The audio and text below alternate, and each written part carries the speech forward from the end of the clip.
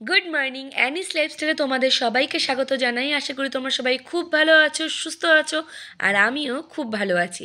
আজকে শনিবার, আর শনিবার মানেই নিরামিষের দিন। আর নিরামিষের দিনে একটু ভালো মন্দ রান্না না করলে একদমই ভালো লাগে না। একেতেই নিরামিষ, তারপরে যদি রান্নাগুলো খুব একটা ভালো না হয় তখন যেন মুখে খাবারটাই ওঠে না। আমার যদিও বা ওঠে, আদিবাবুর তো একদমই ওঠে না। তাই আজকে রান্না করব পনির, আর দেখা যাক আর কি কি করি। পনিরটা তো কালকে প্রসেনজিৎ এনে ফ্রিজে রেখেছিল, আর ফ্রিজে রাখার কারণে বেশ শক্ত হয়ে গেছিলো জানো তো। সেটাই প্রসেনজিৎ একটু কেটে পিস পিস করে দিচ্ছে। আর এদিকে আমার ভাতটাও বসিয়ে দিয়েছি, ভাত হচ্ছে, আর পাশে ডাল সেদ্ধ বসিয়েছি। পনির আর মুগের ডাল, একদম খাওয়াটা জমে যাবে। তো এদিকে ডাল সেদ্ধ হচ্ছে, ভাত হচ্ছে, আর ভাবলাম পনিরে যে সবজিগুলো দেবো সেগুলো কেটে নিই। ঘরে সবজি বলতে তেমন কিছুই নেই, আছে আলু। আলু দিয়েই পনিরটা রান্না করব। খুব একটা রিচ করব না, হালকা পাতলা করেই রান্না করব। আর দেখি আর কি কি করা যায়, ভাবছি আর বেশি কিছু করব না, এইটুকুই থাক। কারণ অত কিছু রান্না করতে গেলে অনেকটা টাইম লেগে যাবে, কারণ প্রসেনজিৎ তারপর অফিস যাবে। আর শনিবারের দিনকে আদির স্কুল ছুটি, কিন্তু প্রসেনজিতের এখন শনিবারের দিন আর অফিস ছুটি নেই।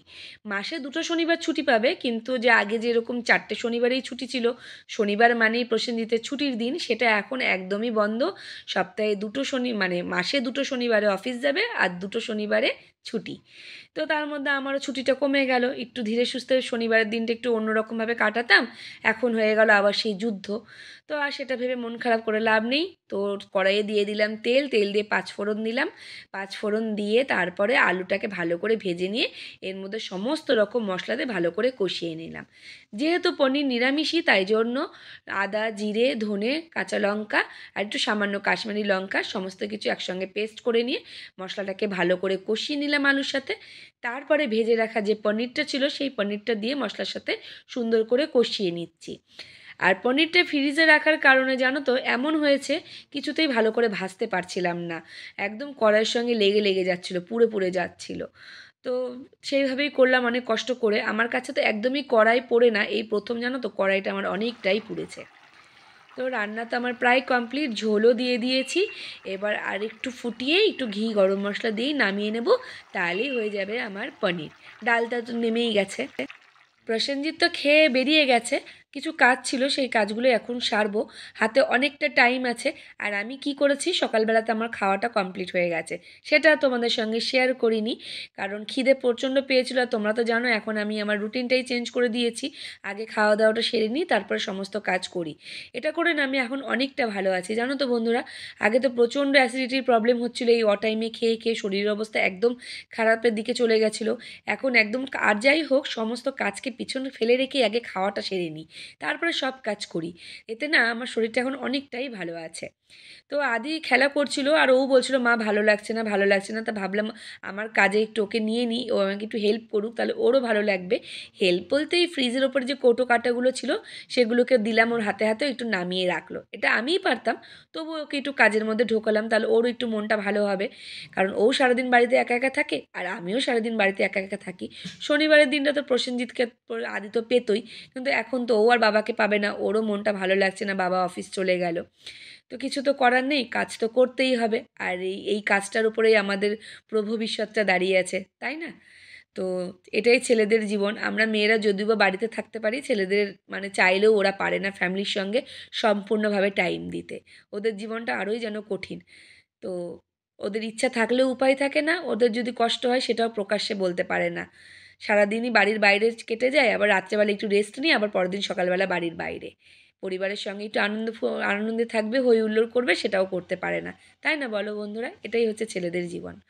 তো ভাবতে গেলে এটাও বোঝা যায় যে মেয়েরা শুধু একাই কষ্ট করে তা না, একটা সংসারের জন্য একটা ছেলেদেরও অনেকটা কষ্ট আছে, অনেকটা স্যাক্রিফাইস, ত্যাগ তো অবশ্যই আছে। কারণ ছেলেরা এতটা ত্যাগ করছে বলে একটা সংসার কিন্তু এতটা সুন্দর হয়ে আসছে। একটা মেয়ে যেরকম সংসারের জন্য সারাদিন ধরে পরিশ্রম করছে, আর একটা ছেলেও তেমন বাইরে সারাদিন হাড় ভাঙা খাটুনি খেটে আসছে বলেই, সংসারের জন্য উপার্জন করছে বলেই আজকে আমরা হাসি মুখে দিনগুলো পার করছি, একটু সুখে শান্তিতে আছি, দুবেলা দুটো খেতে পাচ্ছি, তাই না? তো ছেলেদের পরিশ্রমটা খেয়ে দেখে চোখে। তো যাই হোক, তোমাদের সঙ্গে একটুখানি মন খুলে দুটো কথা বলে নিলাম। আর সবসময় তো বলি মেয়েরা এটা করে, মেয়েরা ওটা করে, আজকে একটু ছেলেদেরকে নিয়েও বললাম। তো যাই হোক, ফ্রিজটা আমার পরিষ্কার হয়ে গেছে, ভেতরটা একটু পরিষ্কার করে নিলাম, বাইরেটাও একটু পরিষ্কার করে নিলাম, করে নিয়ে চলে আসলাম আমাদের রুমে। বিছানাটা তোলা হয়েছিল না, কারণ তোমরা তো জানোই আমি আগে রান্নাঘরের কাজটা সারি, কারণ সকালবেলা আগে রান্নাটা সারি, তারপর সব কাজ। আর আদি তো ঘুম থেকে উঠতে দেরি করেছে, ওই জন্য বিছানাটাও তোলা হয়নি। তো বিছানাটা চটপট করে তুলে নিচ্ছি, নিয়ে তারপরে ঘরদোর গুছিয়ে আদিকে যাব স্নান করাতে। কারণ এখন ঘড়িতে বাজে প্রায় 12:30টার মতো বেজে গেছে। আজকে একটু আদিকে সাবান শ্যাম্পু দিয়ে স্নান করাবো, অনেক দিন করানো হয় না। এই সর্দি কাশি এটা ওটা লেগেই রয়েছে, তো ওই কারণে ওকে তো সাবান শ্যাম্পু দিয়ে স্নানই করানো হয় না।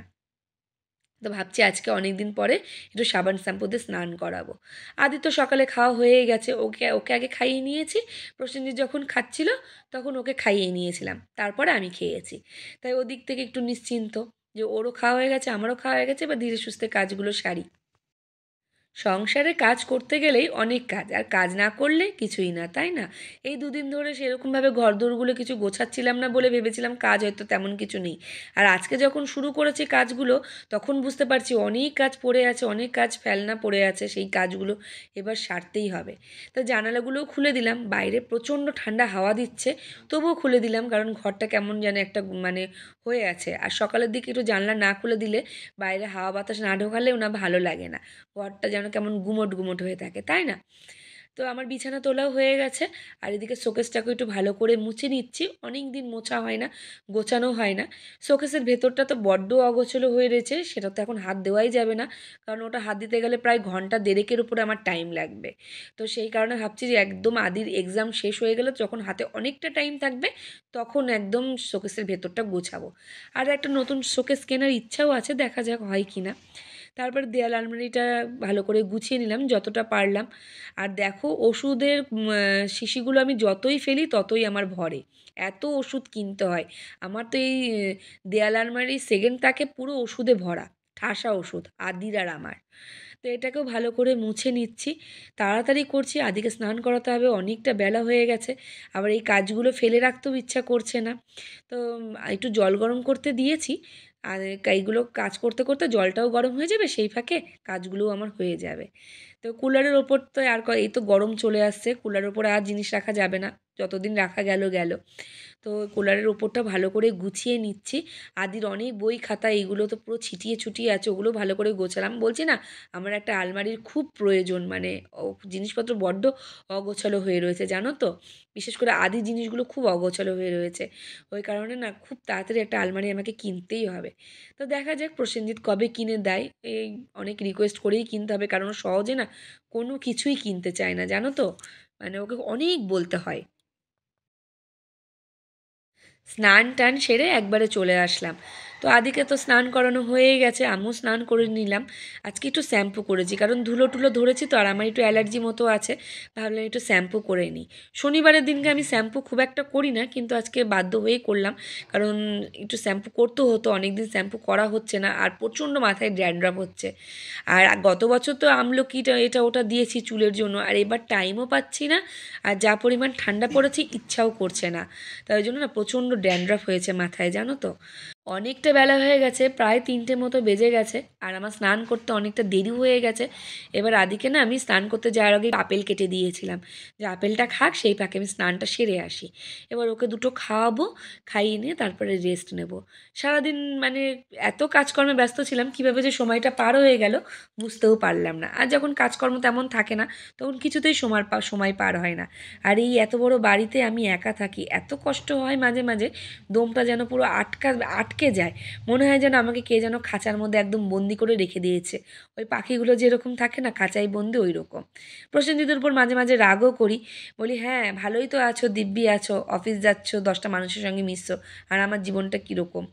তো এখন তো তাও আদির জন্য একটু বেরোতে হয়, স্কুলে টুলে নিয়ে যেতে হয়, নিয়ে আসতে হয়। আর কিছুদিন আগে তো জীবনটা আরোই একটা অদ্ভুত ছিল, গোলক ধাঁধা টাইপের। অনেকক্ষণ পরে আবার তোমাদের সামনে আসলাম। এখন ঘড়িতে বাজে প্রায় রাত সন্ধ্যা কি রাত বলে 8টা মতো বাজে। তো আমি আদি একটু বেরিয়েছি, একটু মলে যাচ্ছি, কিছু কেনাকাটার আছে। আর এই দেখো চলেও এসেছি, আর প্রসেনজিতের সঙ্গে রাস্তায় দেখা হয়েছে, তিনজনা মিলেই এসেছি। কিছু কেনাকাটা বলতে গোপু সোনার জন্য কিছু জিনিস কেনার আছে, আর তার সাথে আমাদেরও জন্য কিছু জিনিস কেনার আছে। তো গোপু সোনার জন্য ভাবছি একটু সোমপাপড়ি কিনবো, ভালো হলদিরামের সোমপাপড়ি। তো ভাবছিলাম কিনবো, শ্বশুরবাড়িতে যাবো, এর মধ্যেই যাওয়ার কথা আছে। তো চলো বন্ধুরা, ভিডিওটা আমি এখানেই শেষ করে দিচ্ছি। আশা করছি আজকের ভিডিওটা তোমাদের ভালো লাগবে। যদি ভালো লেগে থাকে অবশ্যই লাইক করো, শেয়ার করো।